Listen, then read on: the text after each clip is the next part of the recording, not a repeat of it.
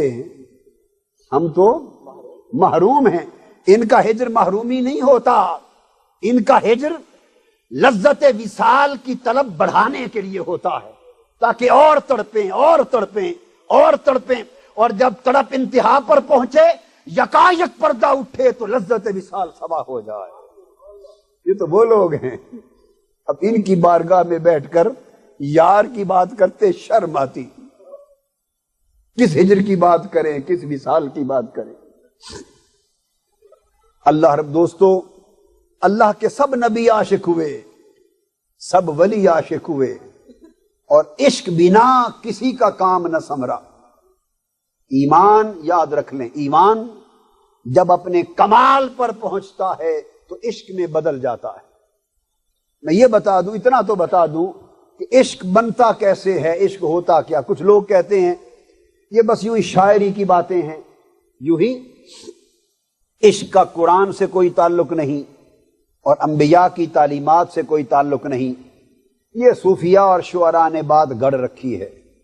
بتانا چاہتا ہوں کہ عشق، ایمان جب کمال پہ پہنچتا ہے تو عشق بن جاتا ہے۔ میں ایک جملہ یاد رکھ لیں، ایمان اور عشق کا تعلق سمجھا رہا ہوں، ایمان اور عشق کا تعلق سمجھا رہا ہوں کہ ایمان ہے بن دیکھے ماننا۔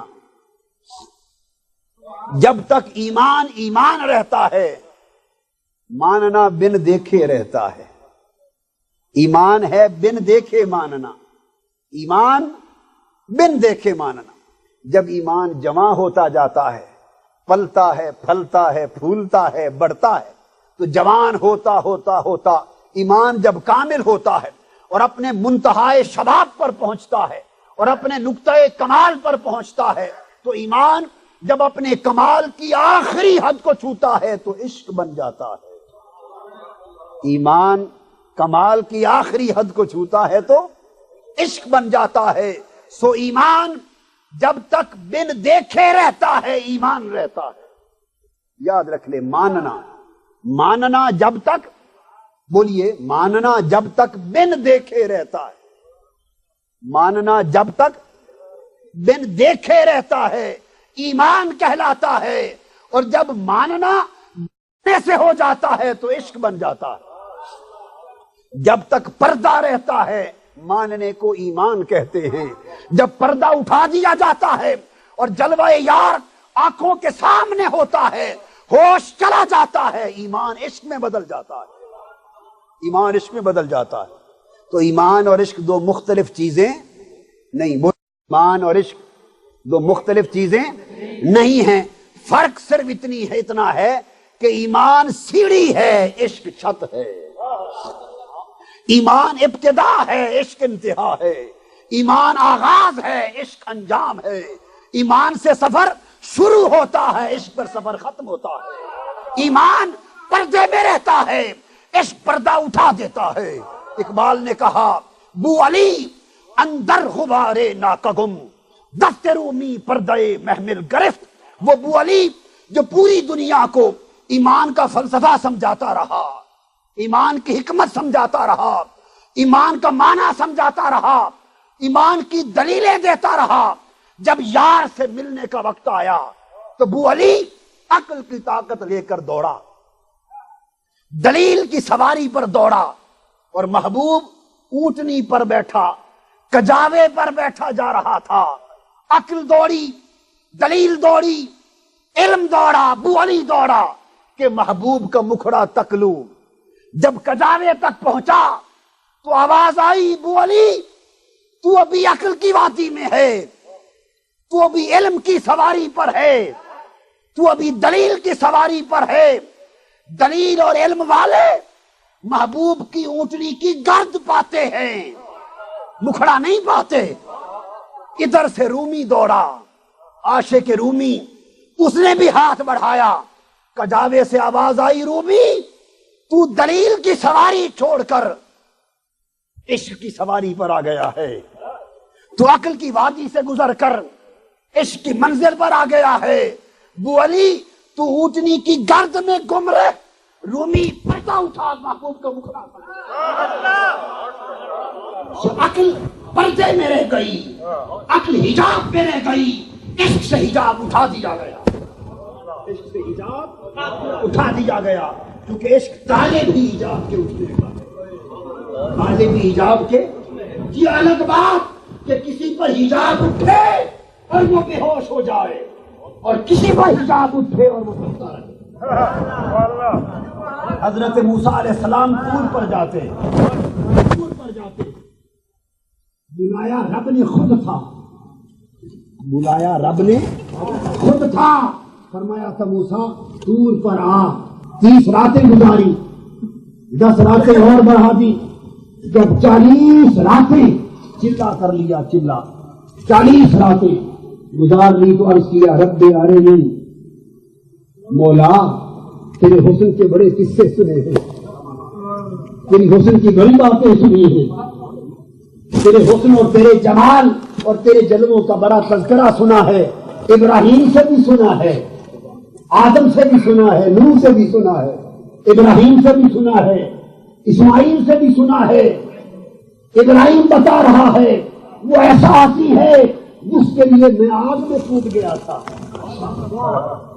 ابراہیم بتا رہے ہیں علیہ السلام اس کے حسن کی خاطر میں آگ میں کود گیا تھا، اسماعیل بتا رہے ہیں اس کے حسن کی خاطر میں نے گلے پر چھری چڑھوا لی تھی۔ مولا تیرے حسن کے بڑے قصے سنے، اور حضرت آدم بتا رہے ہیں اس کے حسن کی خاطر میں نے جنت چھوڑ دی تھی، وہ جو دانا کھایا تھا اسی عشق میں تو کھایا تھا، اسی عشق میں تو کھایا تھا۔ مجھے بتانے والے نے کہہ دیا تھا دانا کھا لو گے تو ہر دم یار کے ساتھ رہو گے، اس ہر دم یار کے ساتھ رہنے کی طرف میں دانا کھا بیٹھا اور اس کی سزا بھگتنی پڑی۔ مولا تیرے عشق تیرے حسن کی بڑی باتیں سنی، ذرا پردہ ہٹا، اس حسن کی ایک جھلک مجھے بھی کرا دے۔ اللہ نے فرمایا لن ترانی، اور موسیٰ تیری طلب تو بجا مگر ابھی وہ آنکھ تجھے نہیں ملی جو میرے حسن کو دیکھ سکے، تو مجھے دیکھ نہیں سکتا۔ مولا پھر کیا سبیل ہو؟ فرمایا میں اپنے حسن کی ایک جھلک اس پہاڑ پر گراتا ہوں، اگر یہ قائم رہا تو تم بھی دیکھ لینا، اور یوں کر اس پہاڑ کو آئینہ بناتا ہوں۔ سنیے، اس پہاڑ کو آئینہ بناتا ہوں، اس پہاڑ کے آئینے پر اپنے حسن کی جھلک اتاروں گا، تو اس پہاڑ کو دیکھنا، مجھے براہ راست تو نہیں دیکھ سکتا مگر اس پہاڑ کے آئینے میں میرے حسن کا ایک منظر دکھائی دے دے۔ موسیٰ علیہ السلام نے دیکھا، یاد رکھ لیں اس پہاڑ کو جلتا دیکھ کر اللہ کا پیغمبر بے ہوش نہیں ہو سکتا تھا، پہاڑ کو جلتا دیکھ کر اللہ کا پیغمبر بے ہوش ہو سکتا تھا؟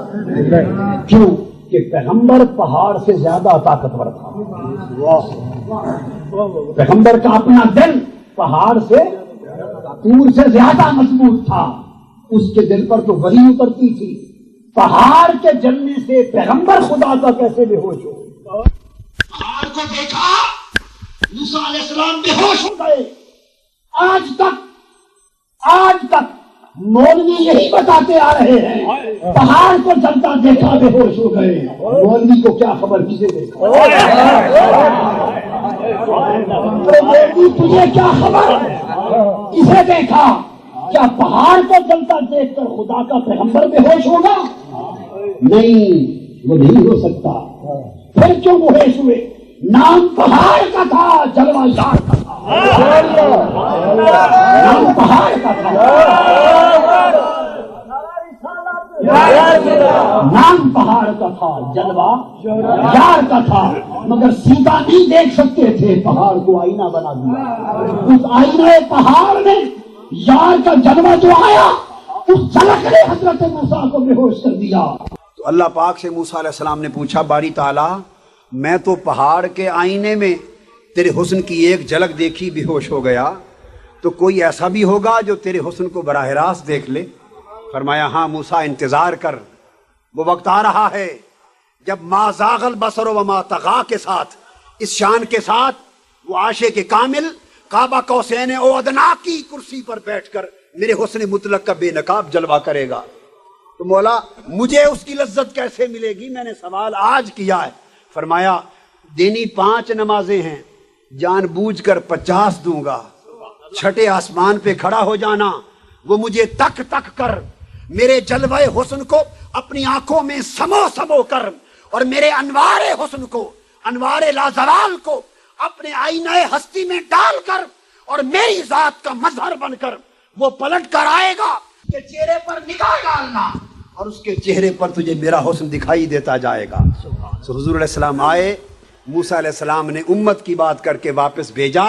9 بار وہ آتے رہے جاتے رہے، اور عرفاء کہتے ہیں موسیٰ علیہ السلام نے درخواست بھی 9 بار کی تھی۔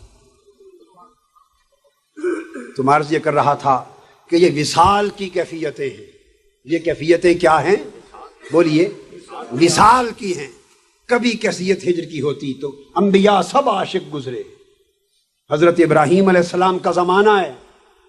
حضرت بابا فرید الدین گنج شکر رحمۃ اللہ علیہ فرماتے اسرار الاولیاء میں، اور علامہ جامی بیان فرماتے ہیں کہ سیدنا جبرائیل امین نے عرض کیا، باری تعالیٰ تیرے ابراہیم کے عشق کے بڑے چرچے سنے ہیں، اجازت ہو تو جا کے تیرے ابراہیم کے عشق کی آزمائش کر لوں؟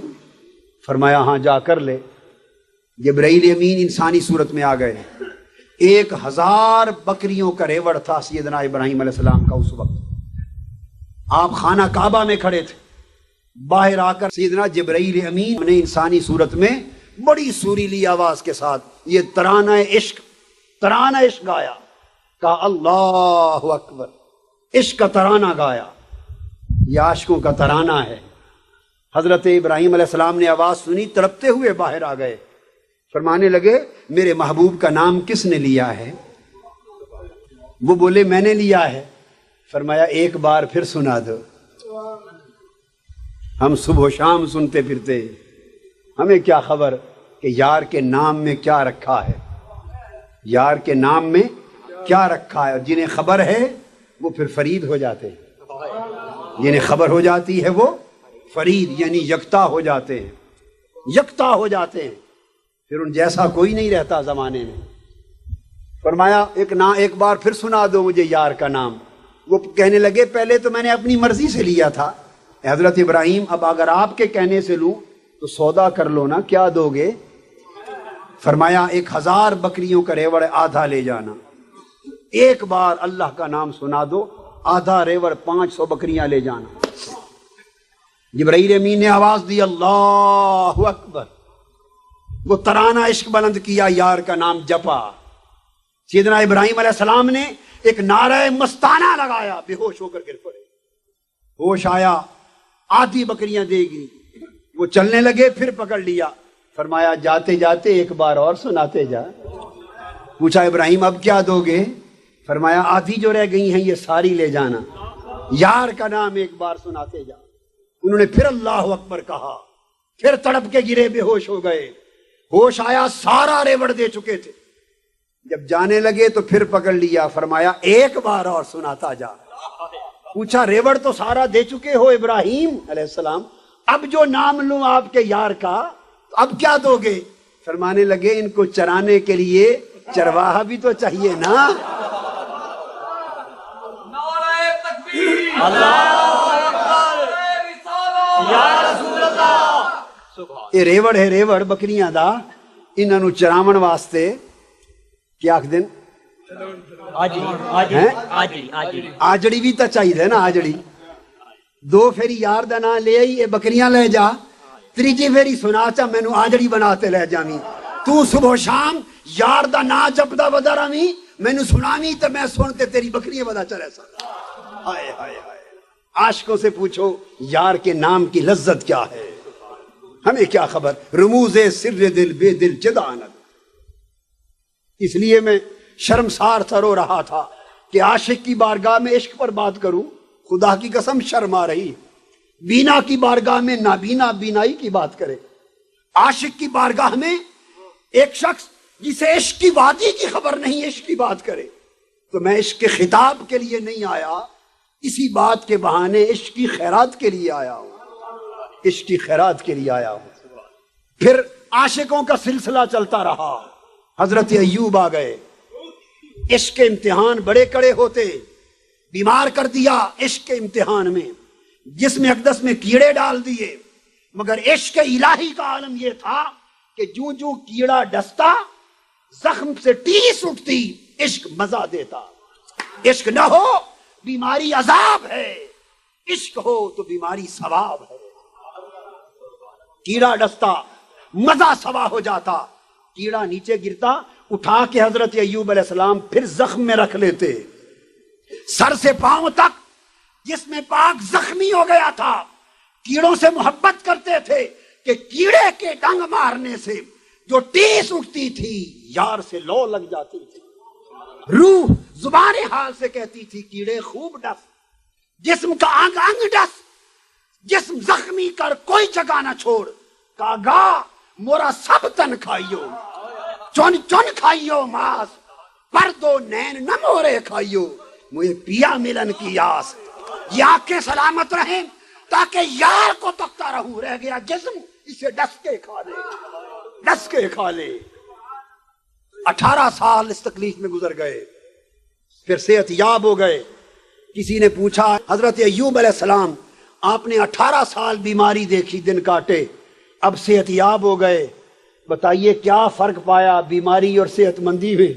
فرمانے لگے صحت مندی اچھی چیز ہے، اللہ کی نعمت ہے، مگر اب فرق ہے عاشقوں کا اور غیر عاشقوں کا۔ فرمایا خدا کی قسم جو مزہ بیماری میں آتا تھا، جب سے بیماری گئی ہے مزہ بھی جاتا رہا۔ کیا مزہ تھا حضرت ایوب علیہ السلام، کیا مزہ تھا؟ فرمایا جب بیماری بڑھتی تھی، زخم بڑھتا تھا، کیڑے ڈستے تھے، زخموں کی ٹیس اٹھتی تھی، اور ایک بار صبح تکلیف زور مارتی تھی، ایک بار شام کو مرض زور مارتی تھی، مگر جب تکلیف بڑھتی، مرض زور مارتی، درد کی ٹیسیں اٹھتی، جب تکلیف میں اضافہ ہوتا، درد کی ٹیسیں اٹھتی، این اس وقت جب جسم تڑپتا یار کی آواز آتی، اور مجھے مولا خود پوچھتا بتا ایوب کیا حال ہے، بتا ایوب کیا حال ہے۔ شام ہوتی، ادھر درد عروج پر پہنچتا، درد میں ٹیسیں اٹھتی، ادھر اس کی رس بھری آواز کانوں میں پھر آتی، میرے ایوب تکلیف زیادہ تو نہیں ہے؟ خدا کی قسم وہ اس کا ایک بار پوچھنا ساری تکلیف کو کھلا دیتا۔ صلح و یار کا پوچھنا، سارا دن اسی مستی میں گزر جاتا، اور جب شام کو یار پوچھتا رات اسی مستی میں بیت جاتی۔ جب سے آرام آیا ہے یار کا پوچھنا چھوٹ گیا ہے، جب سے آرام آیا ہے یار کا پوچھنا چھوٹ گیا ہے۔ ارے عاشقوں سے پوچھو، ہمارے لیے صحت کچھ اور ہے، ان کی صحت کچھ اور ہے، ہماری بیماری کچھ اور ہے، ان کی بیماری کچھ اور ہے، اس لیے ہمارا ہجر کچھ اور ہے، ان کا ہجر کچھ اور ہے، ہمارا فراق کچھ اور ہے، ان کا فراق، ہمارا فراق محرومی ہے، ان کا فراق محبوب کی ادا ہے، ان کا فراق محبوب کی ادا ہے۔ اس لیے حضرت خواجہ فرید